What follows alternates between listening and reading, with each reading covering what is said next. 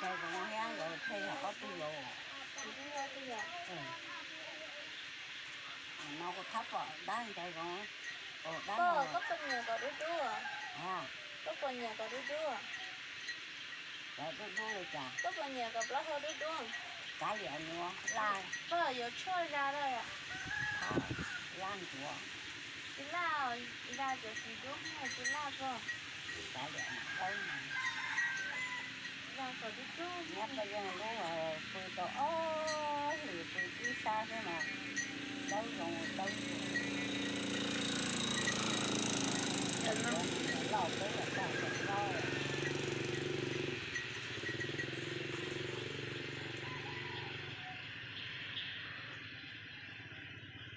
Đây là trời. Thế nên là có tận. Một tháng thì rồi lâu. Còn nhớ là còn là hỗ trợ lên. Giờ từ từ cá để bỏ hợp liệp này. Đây chóng. Bỏ đây chóng này nhá cái là thế là có một cha đua rồi. Có tính không nhá cái là nè. Cái có nhà. Cái có nhà chè nồng mát rồi. Đây cái là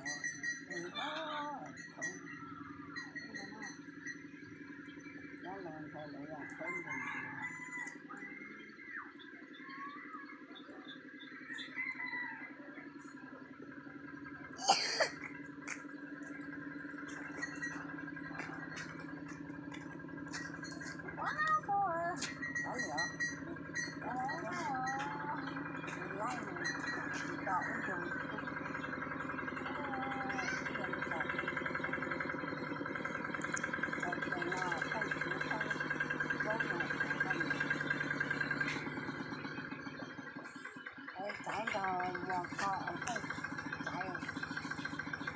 Rẻ.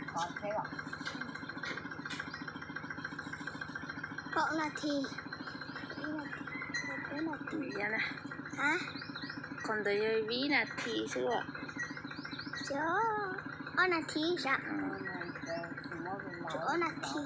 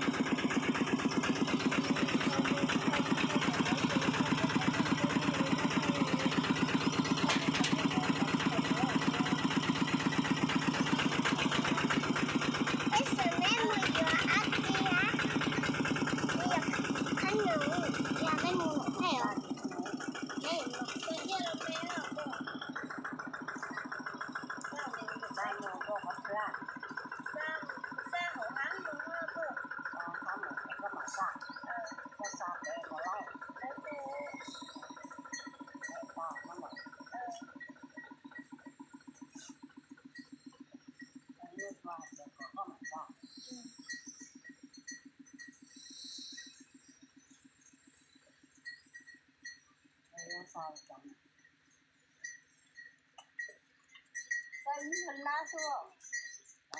Ô lá rồi. Rồi có chỉ nói chả có sao. Có gì mà sao? Ta kia một thằng mà mà sao ta thì đi lá này từ mỗi gì sản thằng tới trẻ nó sản mấy xíu không có ba mà hôn này mà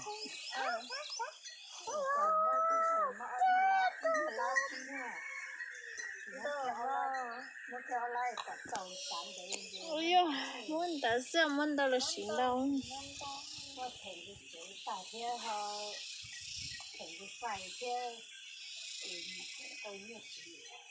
nhớ còn nhớ biết có tiêu sủng nó chỉ nhớ chặt tay thôi chỉ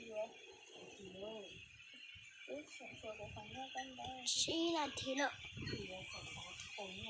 cái chú trang từng đó là xí nha một cặp kia hay xí từng đó thì xí cái tông cái giờ kho không giờ uống giờ nào sẵn lấy vừa không chỉ lấy vừa từng đó thì dễ chưa sẵn chơi lên sẵn đi cái khoa thằng đi cái sẵn cái đó nó xí mua món đồ mà cái này được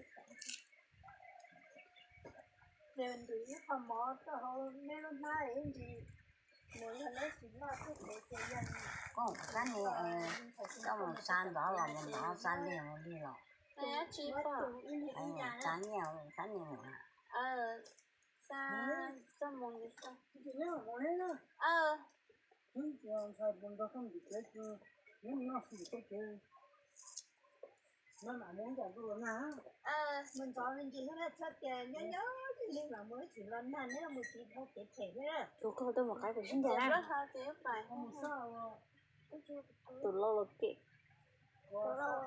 nó cần nó tàu búa có lấy tôi chị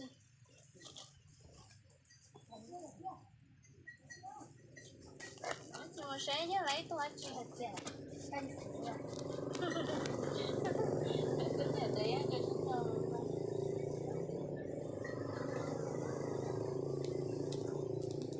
sao nó không một tổ này có buồn nếu mà lấy trái thì nếu mà tôi cũng tay thế à nó một bé tổ một té tổ của em rồi nó tốt thật